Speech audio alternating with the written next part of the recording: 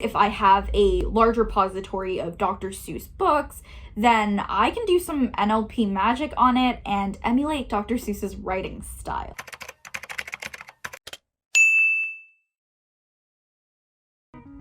Hey everyone, I'm Charmaine, and today let's talk about how we can collectively become the next Dr. Seuss.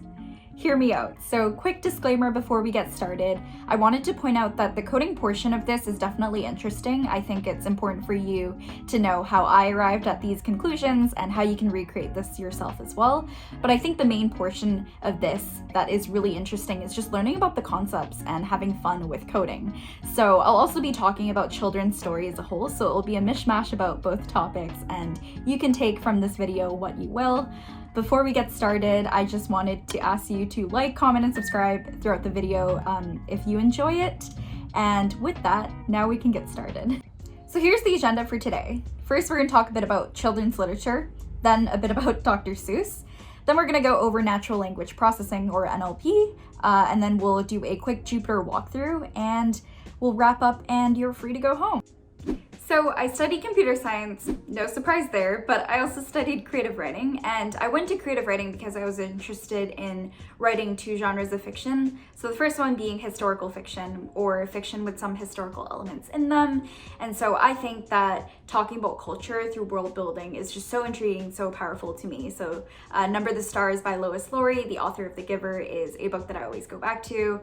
And then the second genre of books that I really loved was young adult fiction. And so I was just coming out of that 13 to 18-year-old time frame where I loved Tuck Everlasting, To Kill a Mockingbird, Twilight, not Catcher in the Rye, but I loved Percy Jackson. So that type of books was exactly what I wanted to write about. And I never actually gave real children's story any thought until I took a course on it. So when it comes to writing for children in that 3 to 10-year-old age range and writing picture books, there are definitely aspects that I've never thought about. So for example, every picture book is exactly 32 pages, which means that you have to be able to boil down all of your ideas into 32 pages and have it be digestible by your audience. But another thing is that children aren't the only audience of picture books. Oftentimes there's an adult sitting right by them and reading the stories to them. So you also have to think about immersing them into that world. And so that's actually another thing that C.S. Lewis, the author of The Lion, the Witch, and the Wardrobe, mentioned, is that a children's story is a bad children's story if it's only enjoyed by children. And so maybe that's what differentiates between, a children's story and children's literature. And your audience will take from your stories what they will at the time that they're reading it, and that will change over time, and that's okay. And that's what makes children's literature so timeless, and it's also why I love reading children's books whenever I go into a bookstore nowadays. When you're writing for children's, you have to think about life in a different way. You have to be able to capture the whimsicalities and wonders of the world, and that's hard. So for example, you look over the kitchen countertop every day and you can't actually see over it because you're just a little bit too short. And then one day you crawl out of bed, you go to the kitchen, and you can see what's over the countertop because you grew a little 1 inch overnight. So that's the type of magic that a lot of us forget as an adult. So enough primer about why I think children's literature is so underrated. Let's talk about Dr. Seuss.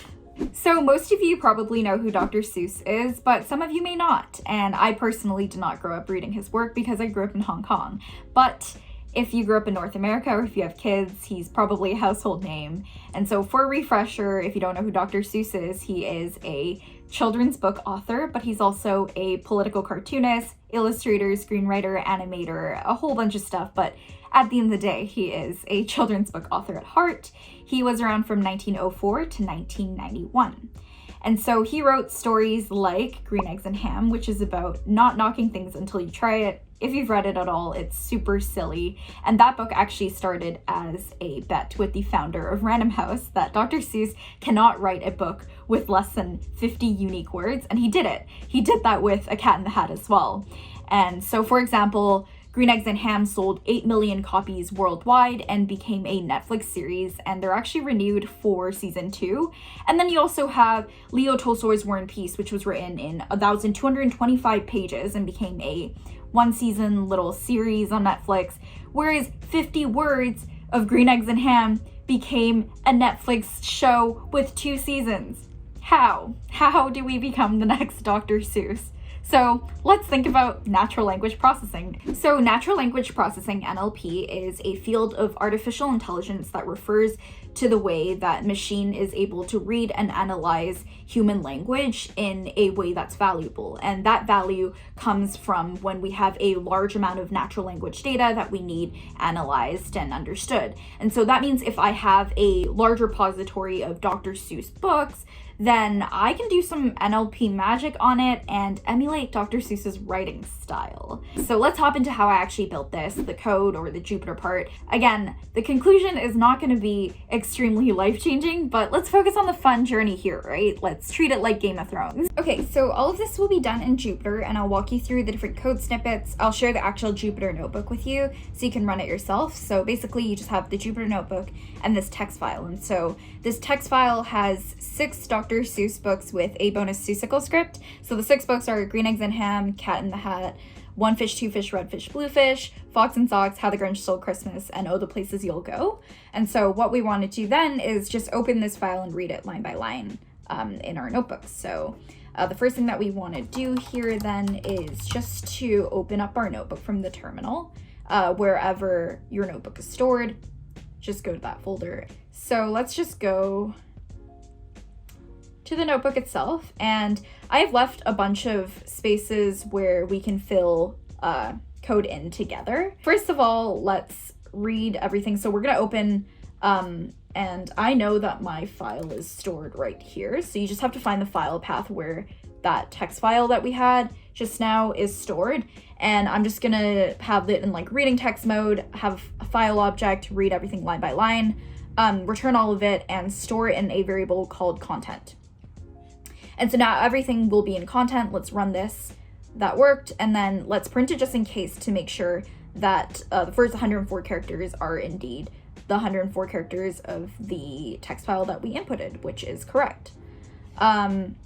And so that is looking good. And so now that we have the files, what do we do with it? So let's go through a process called word tokenization, which is the process of splitting up a large sample of text into words. And so this is a requirement of NLP tasks where each word needs to be captured and basically subjected to further analysis, like classifying and counting them for a particular sentiment or whatnot. And so here I'm really just trying to understand the type of words that he's using. So we're using the Python's natural language toolkit to do this.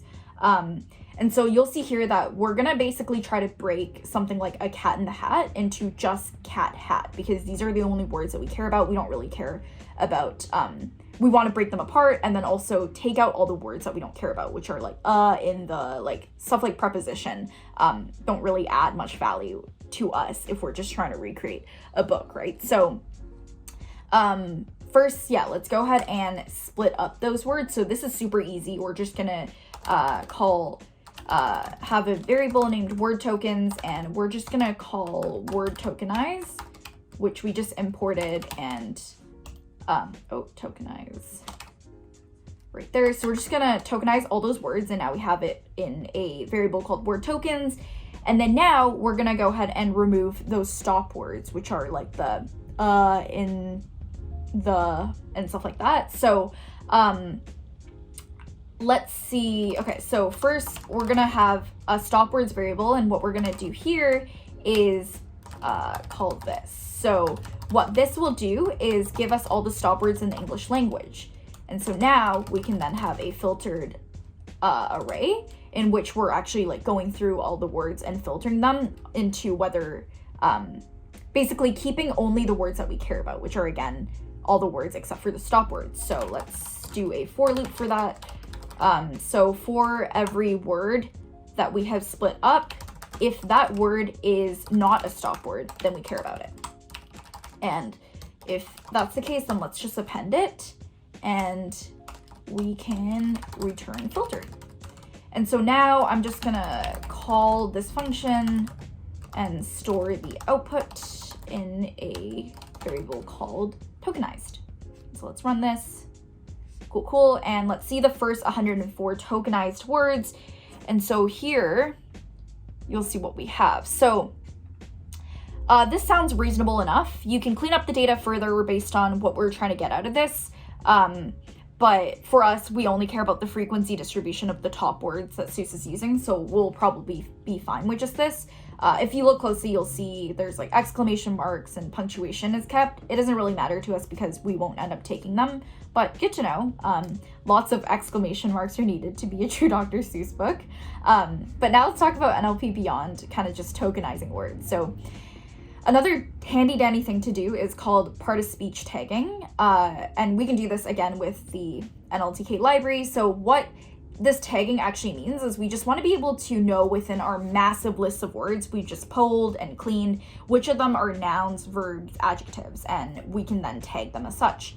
And so we do it by calling a simple function POS tag. So we'll see a trend here where NLTK just makes our lives way too easy, but we'll go with it.